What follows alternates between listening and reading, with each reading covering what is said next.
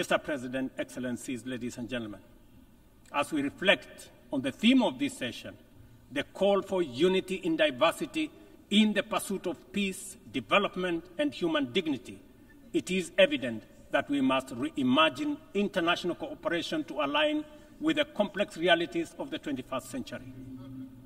Our actions must reflect our ambition and commitment to a world where progress is measured not just by economic growth, but by the well-being, rights, and dignity of every person. The challenges we face, from climate crisis to economic inequality, demand a bold rethinking of how we work together, grounded in mutual respect and shared responsibility. The achievement of the Sustainable Development Goals cannot be reserved for the privileged few. It must be a shared success that uplifts all nations, transcending borders and disparities. Our collective efforts to combat climate change must be rooted in fairness and equity, ensuring that no nation or community bears a disproportionate burden. This is our shared journey. We must have a say in the choices we make. We must move beyond outdated paradigms of power and influence to create a system of international cooperation that reflects the aspirations and dignity of every human being. We must embrace a new vision of global solidarity, one that upholds the principles of equity and inclusivity. It is within our power to build a world that embodies the true spirit of the United Nations, a world where every voice is heard, every life is valued, and global progress is shared by all. This is the cooperation our people expect, our future demands, and it is the commitment we must deliver. I thank you. Strengthening these foundations requires reforming the international financial architecture, facilitating debt relief, concessional long-term at-scale financing, grants, and de-risking lending instruments is essential to increasing investment to develop vital infrastructure and expand critical sectors. Consider Africa's immense untapped potential in clean energy resources. Harnessing this potential is critical not only for the continent's economic growth and social resilience, but also for global priorities like accelerating the energy transition, combating climate change, and diversifying supply chains. Energy-hungry industries such as data centers, mineral processing, and manufacturing are seeking clean and affordable sources which Africa can provide in abundance. Yet, out of the 500 gigawatts of renewable energy added to the global mix in 2023, Africa accounted for less than 3 gigawatts. How is this possible, given the continent's vast natural resources, skilled workforce, and massive energy needs? We cannot allow Africa to be left behind this time round. Affordable financing is essential, but so are transformative policies and inclusive fair trade practices, market access, inclusive international tax cooperation, technology transfer, and capacity building.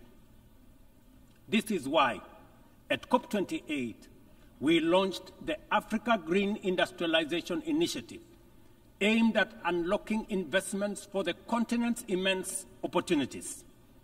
This Pan-African initiative promotes large-scale, high-impact, and bankable green industrial and infrastructure projects. Next month, in Nairobi, we will host an investment forum for the Accelerated Partnership for Renewables in Energy to attract investments for the untapped potential in solar, wind, geothermal, and hydropower. Globally, we also need to improve the tools we already have. The SDG Stimulus Fund, initiated by the Secretary General in 2023, requires our joint support to succeed, including from multilateral development banks. Similarly, replenishing the International Development Association, IDA, is essential to provide concessional loans to the world's poorest nations. Earlier this year, I hosted the IDA 21 Replenishment Summit in Nairobi, where African leadership reaffirmed the critical importance of IDA for developing countries and called for an ambitious replenishment of US dollars 120 billion. Our collective efforts must include trust and accountability to ensure that we fulfill our promises and our commitments. Additionally, we launched the Africa Club, the Alliance of African Multilateral Financial Institutions, to strengthen and support Africa's position in the global financial architecture. This body will serve as a powerful negotiator on behalf of the continent, coordinate with global financial institutions, and leverage African countries' balance sheets to increase investment and create jobs in Africa.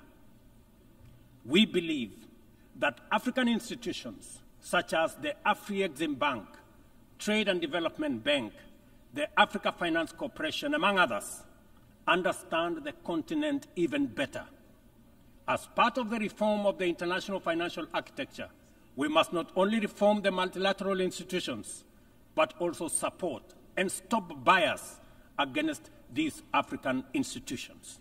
Mr. President, I welcome the choice of your theme, Unity in Diversity for the Advancement of Peace, Sustainable Development, and Human Dignity for Everyone, Everywhere, which resonates with the core principles of the 2030 Agenda and aligns closely with the core values and mission of the United Nations. Excellencies, the world is at a challenging moment and in a most precarious international security dispensation. The promise of the United Nations Charter to save succeeding generations from the scourge of war has been profoundly shaken. From land to sea and from air to the outer space, global peace, security, and stability are increasingly under threat. Conflicts and tensions pervade every frontier, undermining the collective security that international cooperation seeks to uphold. Cases of polarizing narratives, factionalism, social upheavals, organized crime, war, and stockpiling of weapons of mass destruction are at an all-time high. Great power rivalry is intensifying, provoking regional competition and inducing geopolitical and geoeconomic realignments and tensions.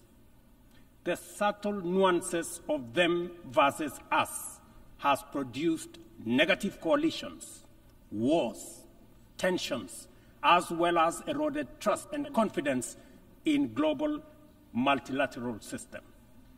From Gaza to Darfur, Ukraine, Yemen, Eastern DRC, the Sudan, the Sahel, and the criminality in Haiti, conflict is inflicting a trail of destruction of life and livelihoods in historic proportions.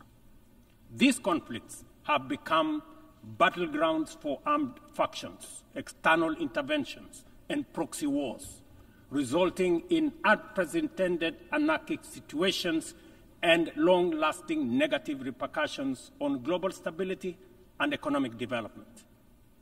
The world cannot realize durable peace, security, and shared prosperity when emphasis is being put on what divides rather than what brings us together. We must therefore promote approaches that support positive competition for all. The perilous security landscape is further complicated by emerging threats stemming from human advancement. Cybersecurity threats and sophisticated cyber attacks on critical infrastructure pose significant risks to national security and global stability. Furthermore, the proliferation of advanced technologies such as artificial intelligence in the military domain and autonomous weapons systems has introduced new challenges for arms control and international regulation. Regrettably, the world's most powerful states have increasingly chosen unilateralism and militarization over dialogue and diplomacy. As a consequence, the capacity of our multilateral institutions to maintain and enforce peace, even in national crises with significant regional impacts, is severely undermined. Even worse, a resurgence of nuclear arms race, buoyed by the intensifying geopolitical rivalries and tensions, has made the possibility of a catastrophic nuclear warfare a real possibility. Our vision of a world free from nuclear weapons and other weapons of mass destruction is dying incrementally. We must not sit back and leave the future of upcoming generations to fate. We must intentionally rise to the occasion to meet the challenges of our time by reaffirming the core values of the UN Charter. We need to muster the political will and collectively reinforce our diplomatic efforts to confront the security threats through comprehensive, multi-pronged, and context-specific approaches. Excellencies, Kenya's commitment to international peace and security is unwavering. We continue investing in efforts that promote stability and harmony both within our region and beyond. We are committed to continuing to mediate, facilitate, and support peace initiatives and processes in our region, contributing to regional peace operations and the UN peacekeeping missions. The existing international security architecture, represented by the UN Security Council, continues to hamper efforts to maintain international peace and security. The Council is, by all intents and purposes, dysfunctional, undemocratic, non-inclusive, unaccountable, autocratic, and at best, opaque. An institution that excludes 54 African countries with 1.4 billion people, while allowing one nation to veto decisions of the remaining 193 member states in the 21st century, is simply unacceptable. We must urgently seek to make the Security Council representative, inclusive, transparent, democratic, effective, and accountable. In Africa, we are not advocating for reform and collective action solely at the UN. In fact, we are also in the process of comprehensively reforming the Africa Union to become a fit-for-purpose institution that can effectively represent African nations globally and deliver prosperity. Excellencies, peace and development are inseparable pillars. One cannot flourish without the other. Yet, the 2024 Sustainable Development Goals report paints a bleak picture. Only 17% of targets are on track. Nearly half show minimal or moderate progress, and over 1/3 have stalled or regressed. The COVID-19 pandemic, escalating conflicts, geopolitical tensions, and climate change have severely impacted progress towards the SDGs and the Paris Agreement goals. Inadequate and unsustainable means of implementation, particularly in financing, technical support, and capacity building, continue to obstruct our efforts to realize the 2030 agenda. Biased methodologies employed by credit rating agencies further disadvantage African countries, making it more difficult to access affordable financing from international capital markets. Additionally, unilateral economic, financial, and trade measures not only impede the full achievement of economic and social development, but also undermine the principles of international cooperation, mutual respect, and sovereignty. Let us pause and reflect on the true significance of this predicament. Many countries in the global south are forced to choose between buying medicine and hospital equipment or paying their debt obligations, and between buying textbooks for school-going children or paying their debt obligations. They are forced to choose between hiring teachers and making sure that there is equipment in schools or paying their debt. I can go on and on. This is not an abstract illustration detached from daily reality, but the normal experience of millions of ordinary people. One must wonder what goes on in the minds of those who prioritize economic returns over people. Ladies and gentlemen, what really happened to humanity? Addressing these deep-rooted challenges requires transformative changes to build a more equitable and resilient global framework. We have outlined many of these solutions in the Pact of the Future, demonstrating our clear understanding of what needs to be done. However, we have yet to master the political will necessary to turn these commitments into action. It is a fundamental principle of development that no nation can achieve lasting prosperity if its neighbors remain impoverished. Our economies are interconnected, and the well-being of one directly impacts the other. We must ensure that developing countries have the necessary foundations to claim their rightful place in the 21st century global economy. This is not just a moral and fair imperative. It is a strategic necessity to address systemic challenges such as migration, labor market disparities, climate change, and global security. Climate change remains one of the greatest challenges of our time. Biodiversity loss and pollution have created environmental crises that upend lives, reverse progress in poverty reduction, and strain ecosystems to their breaking point. Extreme weather conditions continue to hinder the development aspirations of many countries, especially in Africa, where severe climate-related hazards are becoming more frequent and more intense.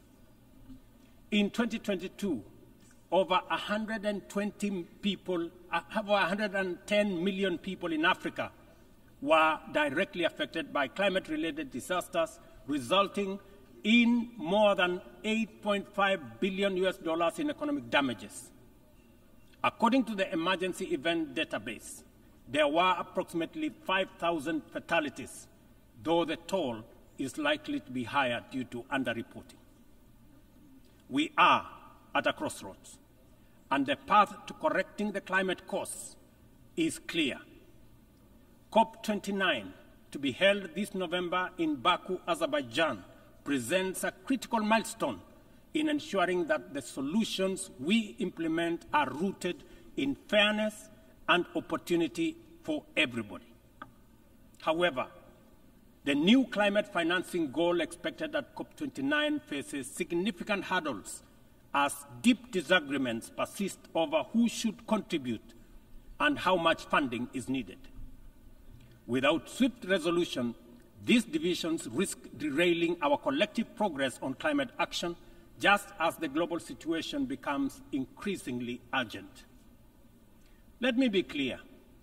Political posturing and inaction will neither protect the vulnerable from the consequences of a runaway climate crisis, nor save our civilization from ecosystem collapse.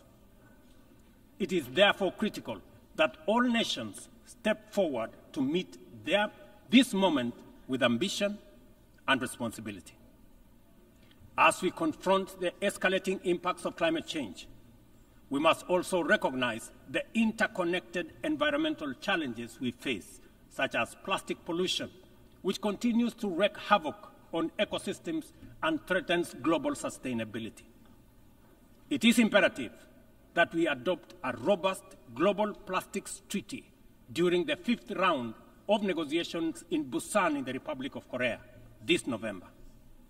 Kenya fully supports an ambitious outcome and the African proposal to establish the Treaty Secretariat in Nairobi, thereby reinforcing UNEP's role.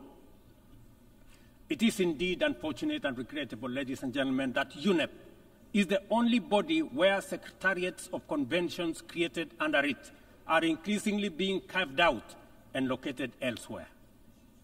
UNEP, being one of only 2 UN headquarters in the Global South, must not be cannibalized for whatever purpose or reason, let alone excuse. Mr. President, as the host country of UNEP and UN Habitat, I take this opportunity to thank the Assembly for approving the upgrade of the infrastructure at the United Nations office in Nairobi, the largest UN campus in the world. This project includes the construction of new office space and the design of ultra-modern conference facilities. These developments mark a significant milestone towards enhancing the quality and accessibility of Secretariat services to member states. Not only will they serve current needs, but they will also strengthen the future success of multilateralism. We look forward to the Assembly's continued support as construction begins in 2025. It will be critical to ensure that UNON receives sustainable and predictable resources to ensure the timely completion of this upgrade. Kenya will continue to play its part in ensuring that UNON fulfills its mandate. Accordingly, the Government of Kenya has undertaken extensive improvements and expansion of physical infrastructure around the complex and will continue working towards making Nairobi a regional and humanitarian hub for the United Nations. Through our participation in the Africa Union Transition Mission in Somalia, we have stood side by side with our sisterly neighbor, Somalia, in their fight against Al-Shabaab. We are proud that Somalia will soon take up a seat as a non-permanent member of the Security Council, underscoring the tremendous progress achieved in consolidating peace and stability in that country. The UN must, however, continue to support Somalia in forging an agreement on the post-2024 security support. Kenya welcomes the adoption of the Security Council Resolution 2719, establishing a framework for financing Africa Union peace support operations through UN-assessed contributions, thereby enhancing our collective peacekeeping efforts. A well-funded AU peace operation are not only an African priority, but a global good, considering the complexity and interconnected nature of emerging threats to international peace and security. Earlier this year, under the request of the leadership of South Sudan, I launched the All-Inclusive Tumaini Initiative, bringing together the warring parties and the political leadership of South Sudan to address the root causes of the protracted conflict in that country. I commend the leadership of South Sudan and all the participating parties for their commitment to the peace process. I also thank all regional and international partners for their unwavering support, both political and financial, to the South Sudan Tumaini Initiative. Ladies and gentlemen, at the last General Assembly, I announced Kenya's readiness to lead a multinational security support mission to Haiti at the Haitian government's request. Following the Security Council's authorization under Resolution 2699, Kenya has deployed 382 specially trained police officers to Haiti. Just a few days ago, I had the opportunity to visit Haiti, witness the work of our officers in the field, and observe remarkable progress on the ground. Our support for the Haitian National Police has significantly advanced the pacification of cities and towns, protected critical infrastructure, and relieved many communities previously held captive by criminal gangs. I also commend Haiti's political leadership for forging an agreement and a promising roadmap towards free, fair, and democratic elections. We are deeply grateful for the financial and logistical support from the United States, Canada, and other member states that are shouldering this heavy burden. This has been critical to the MSS's deployment thus far. However, Kenya and other Caribbean and African countries are ready to deploy but are hindered by insufficient equipment, logistics, and funding. I appeal to all member states to stand in solidarity with the people of Haiti by providing necessary support, either directly to MSS contributing countries or through the UN Trust Fund. I must emphasize, however, that Kenya will deploy the additional contingent towards attaining the target of all the 2,500 police officers by January next year. The progress so far in Haiti demonstrates that what was once deemed mission impossible is indeed a present and undeniable possibility. Mr. President, we must candidly acknowledge that international cooperation in its current form has clear limitations. It is constrained by entrenched systems and structures that prevent effective action and meaningful progress. Since the last General Assembly, the global situation has deteriorated across multiple fronts. Conflicts have deepened, economic disparities have widened, and the climate crisis has intensified.